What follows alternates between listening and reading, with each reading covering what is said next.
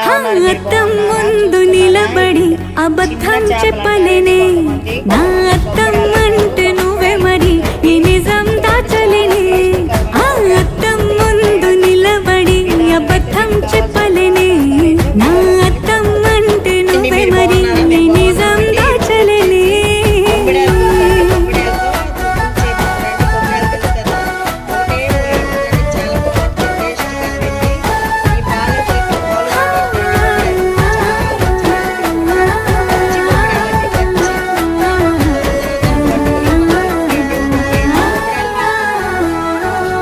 నీకు నచ్చిన సంగీతం ఏంటి? చెప్పుల సవ్వడి. నువ్వు మెచ్చిన నగలు ఏంటి? నీకిష్టమైన చోటు ఏంటి? చల్లని నువ్వు కోరుకున్న దుస్తులేంటి? వేయించుకుందాం చక్కగా.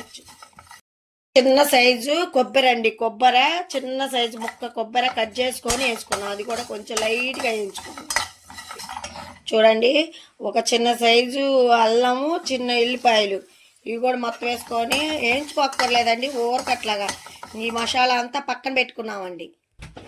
ఇదిగోండి, చింతపండు వచ్చేసి ఒక 100 గ్రాముల చింతపండు నానేసుకోవాలండి.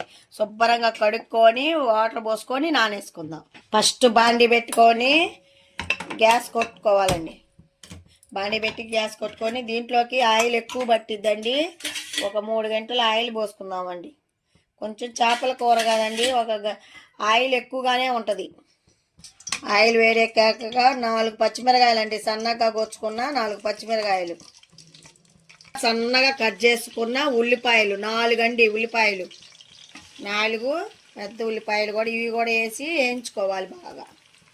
2 స్పూన్లు, కొంచెం కలర్ చేంజ్ అవుతుంది కదా, ఇప్పుడు 2 స్పూన్లు సాల్ట్. మీ కాడ గల్లుప్పు ఉంటే గల్లుప్పు అండి, సాల్ట్ ఉంటే సాల్ట్. పసుపు ఎక్కువ వేసుకోవాలండి, ఒక 1/2 స్పూన్ పసుపు. 2 వేసుకొని బాగా కలుపుకొని 2 నిమిషాల పాటు మగ్గనిచ్చుకున్నాం. ఇవన్నీ మిక్సీ గిన్నె తీసుకొని మిక్సీలోకి ఇలా వేసుకోవాలి. 2 సైజు టమాటాలు కూడా వేసుకొని మొత్తం మనం మిక్సీ పట్టేద్దాం. చూడండి, మన పేస్ట్ తయారు చేసుకున్నాం కదా, అన్ని మసాలాలు వేసుకొని, ఇది ముఖ్యమైన పేస్ట్ అండి, ఇది మొత్తం ఇలా వేసేసుకోవాలి. ఇది బాగా కలుపుకున్నామండి. కొంచెం లైట్గా పచ్చి వాసన పోయేటట్టుగా వేయించుకుందాం. కొంచెం పచ్చివాసన పోయింది కండి. ఇప్పుడు కారం వేసుకుందామండి. మన కారం సరిపోయేంత వేసుకోవాలండి. నేనైతే 2 స్పూన్లు కారం వేస్తున్నా అండి. ఈ స్పూన్తో 2 స్పూన్లు కారం. కారం కూడా వేసాక చూడండి ఎంత బాగుందో, చక్కగా చాలా మసాలా బాగా రెడీ అయిపోయిందండి. ఇప్పుడు చింతపండు పులుసు అండి. పులుసు కొంచెం ఎక్కువ పెట్టుకోవచ్చు, కావాలంటే కొంచెం తక్కువ పెట్టుకోవచ్చు.